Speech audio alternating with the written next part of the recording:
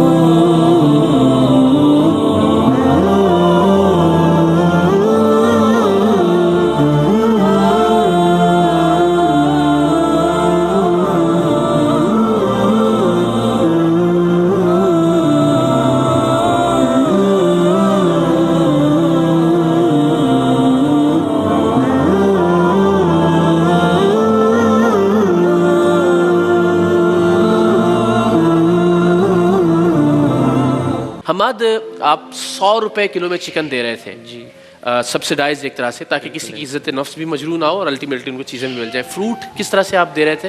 Basically ہم نے جو کیمپ لگایا تھا وہ صرف سفید پوش لوگوں کے لیے تھا, کیونکہ آپ کو پتہ ہے اس وقت کراچی میں کیا پورے پاکستان میں حد سے زیادہ مہنگائی ہو گئی ہے. جو چکن کی مارکیٹ میں پرائس 600 سے 700 ہے, ہم وہ 100 روپیز کے جی دے رہے تھے.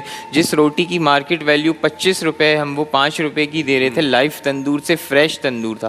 اس کے علاوہ جو سبزی اور فروٹ آپ کی 150 سے 200 روپے کی ایک شاپر بنتی تھی, ہم وہ صرف 10 روپے کے جی کے حساب سے دے رہے تھے. کیوں ہم بلیو یہ کرتے ہیں کہ کوئی بھی عزت دار آدمی کسی کے آگے بھیک نہ مانگے, ہاتھ نہ پھیلائے, بلکہ عزت سے وہ خریدے, جس سے اور یہ احساس بھی نہ ہو کہ اس نے کچھ دیے بغیر یہ مانگ کے. یہ پرائس رکھنے کا مقصد یہ ہوتا ہے کہ اس کی عزت نفس مجروح نہ ہو, وہ ہم سے خرید رہا ہے, ہم اس سے دے کر کوئی احسان نہیں کر رہے, بلکہ یہ 100 روپے 10 روپے 5 روپے اس نے کمائے ہیں اور پھر ہم سے خریدا ہے. صحیح. تو یہ کیا واقعہ کیا ہوا پھر پرسوں؟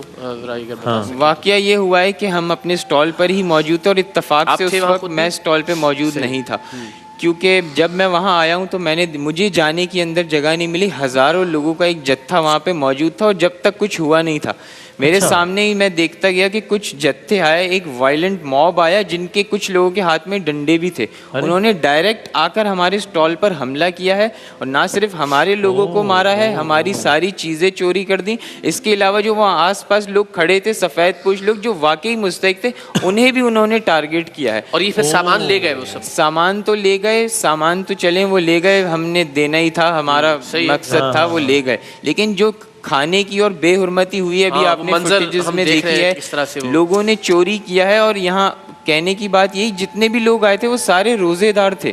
تو جن لوگوں نے یہ چوری کی ہے, میں صرف اس چیز کو سمجھنے سے قاصر ہوں کہ وہ اس اپنے ایک چوری کیے ہوئے مال سے اپنا روزہ مطلب کس طرح کھولیں. دیکھیے آپ درست کہہ رہے ہیں, آپ کی اگر صورتحال میں ہم جا کے دیکھیں تو واقعتاً یہ بڑی حیران کن بات ہے کہ روزے سے ہیں لوگ, اور صبر کا جو امتحان ہے اصل میں لوگ نہیں کر پائے, اور الٹیمیٹلی جہاں آپ نے بتایا کچھ لوگوں نے اس کو خراب کرنے کی کوشش کی, اور باقی لوگ بھی پھر اس میں کود پڑے. آپ دیکھ رہے ہیں خواتین بھی وہ نیچے سے بھی چن رہی ہیں. تو یہ حالات بھی شاید اس نہج پہ ایک بات اور بھی سمجھا دیں کہ یعنی میں ابھی سمجھ نہیں پا رہا ہوں بات کا. تو منظر ہم نے دیکھا کہ جب ایک سارا سین ہو گیا, اس کے بعد تو لوگ اب ظاہر ہے یہ ہمارے حالات کی بھی عکاسی کرتا ہے کہ لوگ بیچارے زمین سے اٹھا ہوا فروٹ بھی لے کر جانے. آصف ذرا وہ لیکن دوسری والی ویڈیو بھی نکالی ہے. آپ جس طرح بتا رہے ہیں, میں یہ سمجھنا چاہ رہا ہوں کہ یہ ضرورت مند لوگ تھے جنہوں نے یہ فیل انجام دے دیا, یا یہ فوٹیج ذرا میں کچھ ایسے لوگ تھے جن کو پسند نہیں تھا آپ کا اس طرح اسٹال لگانا. یہ فوٹیج دکھائیے, یہ غالباً ایک دوسرے کیمپ کی ہے, یہ دوسرے کیمپ. یہ ذرا دیکھیے, یہ ہوا ہے اصل میں, چونکہ ان کے کیمپ کی یہ والی ویڈیو ہمارے پاس موجود ہے. ہمارے پاس اب آپ دیکھیے, یہ سارے وہ لوگ ہیں جو کہ یعنی کوئی ایسا غنڈہ گرد عناصر نہیں لگ رہا ہے آپ کو. یہ وہی لوگ تھے جو لینے کے لیے آئے تھے, لائن میں لگے ہوئے تھے, اور کہیں ایک جگہ پہ وہ نظم و ضبط ٹوٹا اور پھر سب لوگوں نے اس لیے کہ یار اچھا میں یہی جاننا چاہ رہا تھا. یہ ہے معاملہ اصل میں. خالی آپ نے all you have to do is کہ آپ نے ایک تھوڑی سی گند کرنی ہوتی ہے, پھر تو ویسے ہی ہو جاتا ہے. تو ایسا کچھ حماد اب ذرا بتائیں, اسپرٹس ٹھیک ہے, کوئی ہمت تو نہیں ہار دی آپ نے, اس کے بعد مزید کام کریں گے, روک دیں گے, کیا سوچا ہے؟ اب آج جو ٹھیلا لگا ہوا ہے, یعنی آپ کا جو اسٹال ہے جو لگا ہوا ہے, نہیں لگا ہوا, کیا ہے ابھی ہمارا کچھ سامان جو پریپریشن کا ہوتا ہے وہ چوری ہو گیا ہے. آج ویکینڈ ہے تو امید ہے کہ اچھی پلاننگ, اچھی اسٹریٹجی کے ساتھ ہم 2 سے 3 دن میں اس کام کو دوبارہ شروع کر دیں انشاءاللہ. جیسا کہ آپ نے کہا کہ اسپرٹ, تو قائد اعظم نے ہمیں کہا ہے کہ مسلمان مصیبت میں گھبرایا نہیں کرتا. تو یہ جو مصیبتیں ہوتی ہیں انشاءاللہ ہم اس سے اچھی طرح